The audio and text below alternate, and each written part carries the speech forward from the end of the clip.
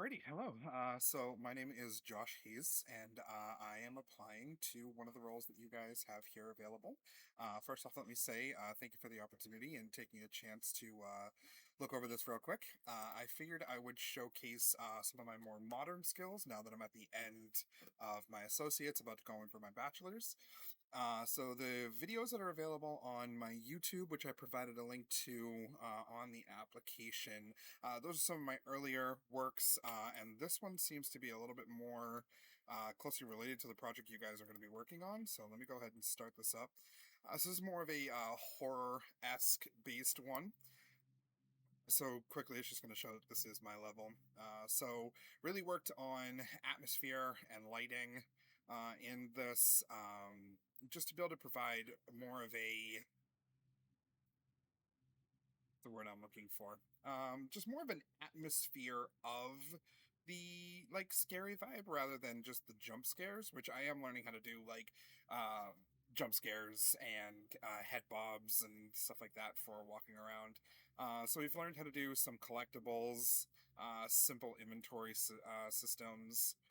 Let's see. So this is just to show basic mechanics, interactables that can trigger with other things. In here, we do have a couple of zombies that have a combat mesh that they're part of. So as you can see, we just entered the mesh. They are sensitive to sound.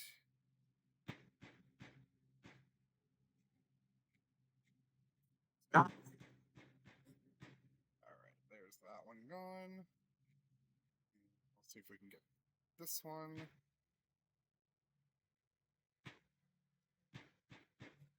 All right, that one's gone. And get rid of this last one. All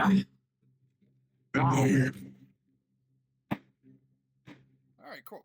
All right, so right now, we'll just grab some ammo. And we didn't take much damage, which is good. We're at full health. So I have studied some Niagara. This is all my own original block meshing. So we're gonna pick this up real quick. Just showing how to do little transitions into notes and collectibles. Overall, the whole purpose of this is to get through each one of these buildings, which gets a little bit more challenging. Each one of these buildings has a water wheel housing that we're using to fill up these tanks over here. And after they are filled, then you'll be able to return the water back to the home base that originally sent us out. That was somebody else's job to design that. So right here, we're going to kind of just use the combat mesh is a little tighter on this one, so we're going to avoid it as much as possible.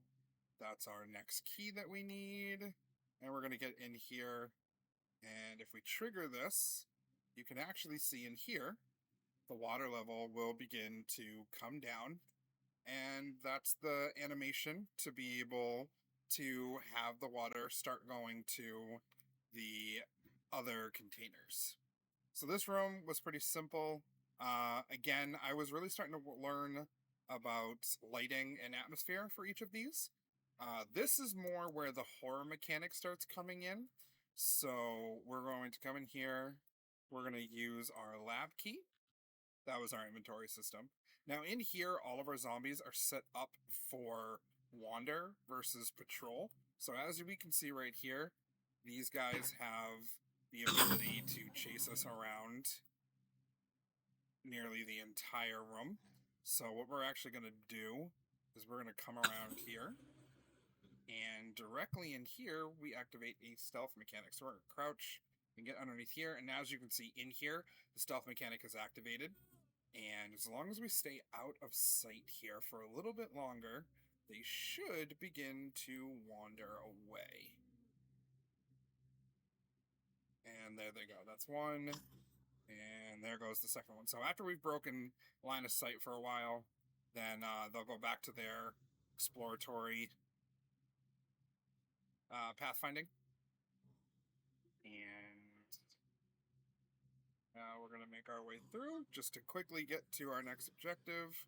You can see that zombies will chase. And we're going to interact with that. And here they come again. Just show that we can take damage. We have got a little bit of damage on the screen. I'm going to come around this way. Stealth area. We're going to grab that health. Fully heal. We're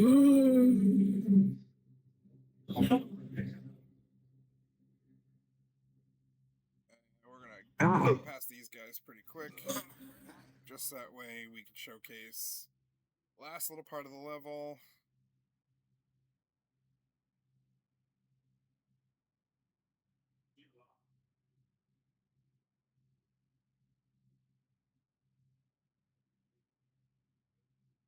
Alright, and right here is the key that we need for here. Water valve key, and just a showcase like that doesn't work there. There we go, water valve key. Now we're in the water treatment. First thing we got to do is we're going to go right here and interact with our water valve key. Now it's going to drop the water level. Now, as we can hear, there's a couple of things going on in here. So we're actually going to drain. This is where our next mechanic comes in. Checking for zombies before we go and open doors. So this would be our shortest way to get to where we need to go, which is our elevator there. But we're seeing that if we go in here, then we're going to have it in our hands. So we can't do that, so we're going to go here. We are going to, again, we can watch the water level drop. And it goes down to that level. We can interact with our door, be able to open. Same thing here. And this is a pretty simple. I just wanted to be able to showcase more the environment and the block mesh. Also the lighting for more of the horror aspect. The first person. And just be able to show off some of those skills. So hopefully this will be something that you guys do like. I am working on a few other personal projects outside of school. I'm specifically actually working on a horror survival game along the lines of 7 Days. Don't get me wrong, I think 7 Days is a beautiful game. I think that they did a pretty good job. There's just some areas that I think it could be improved on, and not to crap on their game at all. You know, I'm only just really beginning to enter into the dev scene. You know, I've been working on a few projects here and there for the past couple of years, and then I decided to go to Full Sail and be able to start my education into it. Happy with doing it. This is also animation for elevators. But no, the personal project I'm working on is a scarier version of 7 Days to Die. So now that we're up here, you can see that these tanks have been filled with water. And now we got to redirect that water back to the home base. So behind the scenes, you know, this will just mark off, check mark that the mission has been completed. But we can showcase really quick that we activate this wheel right here. And you can actually start to see the water level go down as it gets darker and darker. Alright, and then here's our last one. And now that that's done, we can jump off to our level's end. Which now there's a little bit of water for us to land in, so that way we don't die from fall damage. And there we go. There's that. Alright guys, thank you very much for your time and for your consideration, and I hope to hear from you soon.